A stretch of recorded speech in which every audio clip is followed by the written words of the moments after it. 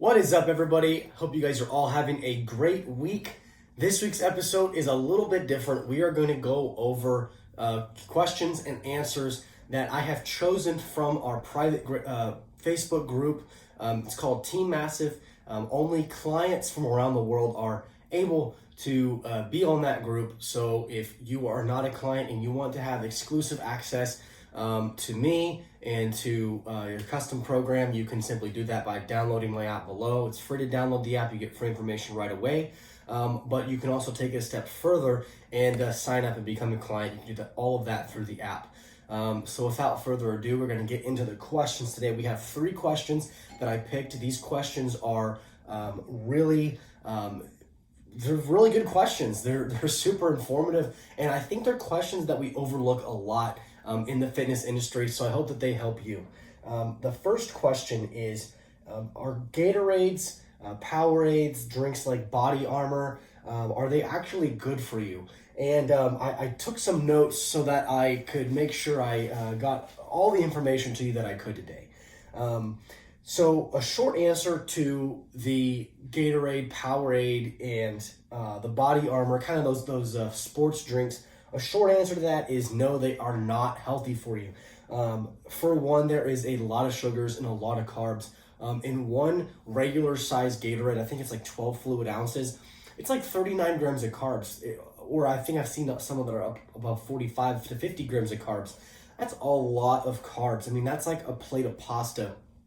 So next time you go grab a Gatorade, if you're somebody who's on a diet, you're trying to lose weight, you're trying to eat healthier, always remember to count your calories in the liquids that you drink.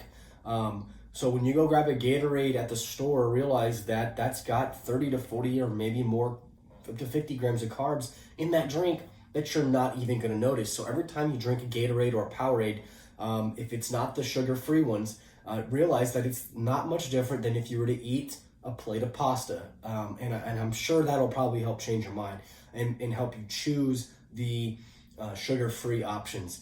Now, there are some good things with the Gatorades and the Powerades and those sports drinks, is that they're higher in electrolytes, sodium, magnesium, potassium, and those really help rehydrate you. I actually had a personal experience last year. I was actually getting ready for a bodybuilding show, and I don't manipulate water. I don't take water out. I don't take any diuretics or anything like that. But I went a week by drinking almost 2 gallons of water. And the day of the show, I was just so busy. I was on stage. I was pumping up. I was backstage. I was forgetting to drink my water. And although I looked good, it wasn't crossing my mind to drink water like I would on a normal day.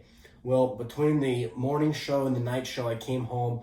I was laying on the couch, and all of a sudden I had a massive headache. Like, it felt like somebody was hitting me with a baseball bat in the head. It was horrible. My head was just pounding. I actually ended up on the floor. I couldn't see straight. I was so dehydrated because I just wasn't making a conscious effort to drink water that day. Needless to say, I drank about a gallon of Gatorade. The headache went away just like that. I felt better and ended up going back to the night show, and I placed 3rd in the open, and so I felt good about that. But regardless of the placing the show and all that, that's just my personal story, that if you're dehydrated, Gatorade will help rehydrate you faster due to the electrolytes in that drink. So moving on to the second question. Okay, if you eat a healthy, well-balanced diet, should you still take a multivitamin? Guys, this answer could not be more simpler. The answer is yes. And simply, it's yes, because your body cannot get the proper amount of micronutrients from food alone. So here's an example, guys. As we get older, our micronutrient needs become greater. People that live really long lives, typically, not only did they eat healthy, but they also took care of their micronutrient needs. They ate micronutrient-rich food, but they also took in a high-quality multivitamin. Ingredients such as CoQ10, niacin, B3, and magnesium, those all boost immunity. I wrote down even more notes on this. Vitamin C is a good antioxidant. It also reduces the allergy symptoms if you're somebody who's prone to allergies. Also, overall well-being is increased whenever you are taking a high-quality multivitamin. People overlook that, and it frustrates me because I've done that for years. And I have the blood work to prove that when you're on a proper micronutrient protocol, you're taking high-quality multivitamins that they're not, you don't buy them from Walmart, you don't buy them from Costco, Sam's Club. Heck, I'm going to call a few brands out here. You don't even buy them from Optimum Nutrition. Those multivitamins that are like $15, $10, they don't work, guys. Don't go buy the cheap multivitamins. It's not going to work. They're underdosed. You're wasting your money. You're simply taking some tablets, you're taking some pills. Your body either can't digest them or it does digest them and it's not even enough to make a difference. So save up your money, buy the highest quality multivitamins. If you want my personal preferences, click on the links below. You get free shipping on supplements. You can also check out what I recommend by downloading my app. We put out free information every single week, and you can check out some of the products that I recommend. But with that being said, guys, don't waste your money on buying the cheap multivitamins. Get something that's going to actually take care of you. Get something that's going to have antioxidants, immunity, heart health, kidney health, liver health, digestive enzymes, antioxidants to help detox your body. You take care of your body like that. It's going to cost you a little bit of money. It may cost you $60 a month, but it's a multivitamin. In my opinion, the multivitamins are more beneficial for you than protein pre-workout BCAAs. Any of that performance stuff, it's worthless if you are not healthy on the inside. So think about that. Now, going on to our last question, guys. This question I had to do a little bit of further research on. I already knew the answer off the top of my head, but I wanted to know why the answer is what it is. And the question comes from a guy who asked, should one focus on their BMI? If you don't know what that means your body mass index. If not, what should the focus be to determine your health? So I had to bring up a website here to give me some further information on where the BMI came from. And I'm going to share some of this information with you. But the inventor of the BMI was a guy from Belgium. And I cannot pronounce his name, but it was in the early 19th century. He stated that the BMI is not and should never be used to calculate someone's body fat and health, okay? He used this formula. He was actually a mathematician, not a physician, but he used this formula to give the government an idea of where the population sat. So when you go to the doctor, when you go to school, they used to do BMIs at school. I don't know if they do these days with everybody getting offended over everything, but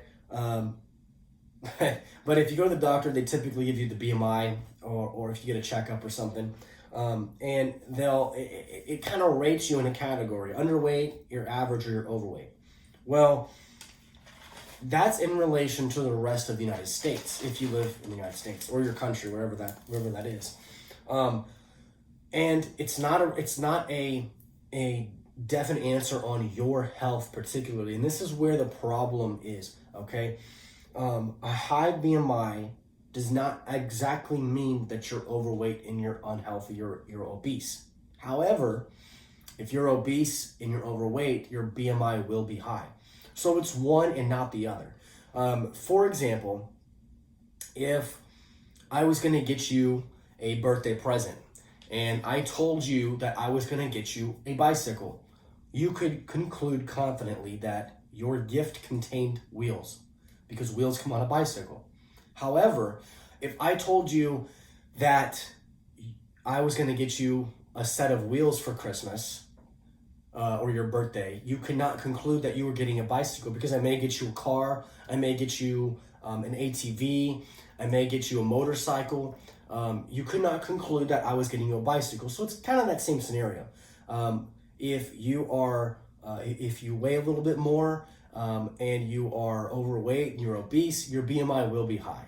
However, on the other side of that, you could be really fit, you could have more muscle than the average person, and you could be shredded six-pack, you could be really, really healthy, and it's going to show you have a high BMI, but that doesn't mean you're unhealthy.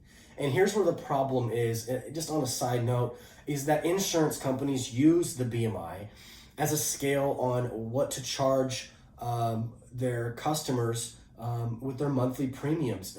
For example, if I were to go get a checkup for an insurance company right now, me being 5'6", me being almost 200 pounds, being in good shape, what I consider is good shape. I have a fair amount of muscle. I'm fairly conditioned. I eat healthy. I go to the doctor regularly. I get checkups. I get blood work done. I'm a very healthy individual, at least from what I can tell.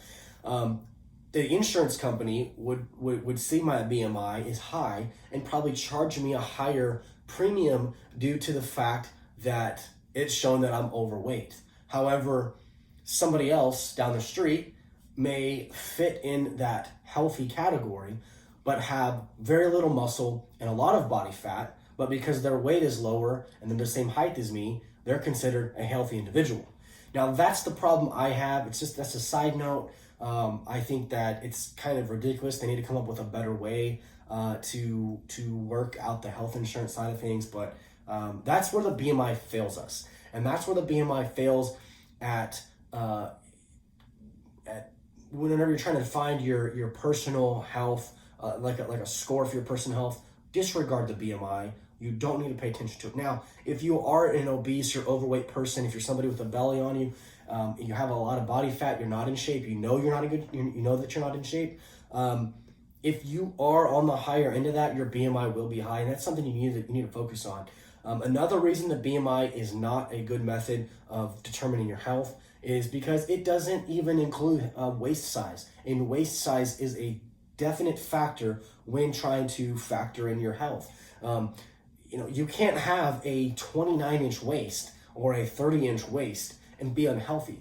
It doesn't matter how tall you are. If you're 6'5" and you have a 30-inch waist, you're going to be skinny. However, if you're 6'5" and you have a 55-inch waist, you're going to be fat. It's just the way it is. And the BMI does not include that. So that's where the BMI fails. Is it's more of a generic score of where you fall amongst the rest of the nation. And even the inventor of the BMI, the mathematician that came out with it in the early 19th century, even stated that it should not ever be used to determine an individual's health score or body fat, or determine an individual's kind of just way of life. And that's unfortunately what our insurance agencies are doing. They're doing what the exact opposite of what the inventor actually said it should not be used for. So the second part of that question is what you should focus on. And this can't be any more simple. The mirror and the scale. And the reason I say the mirror and the scale is because, for one, the mirror never lies, especially if you're truthful with yourself. If you have 30% body fat, you're not going to have abs. So don't look in the mirror and believe you have abs. But if you look in the mirror and you do have some good definition, you're working hard, your waist is shrinking, and the scale is going down, you're on the right track. If the scale is going up and you're kind of worried about your weight going up, but you look in the mirror and you look leaner or you look more muscular, then the two came together, the scale and the mirror have come together to show you that you are making results.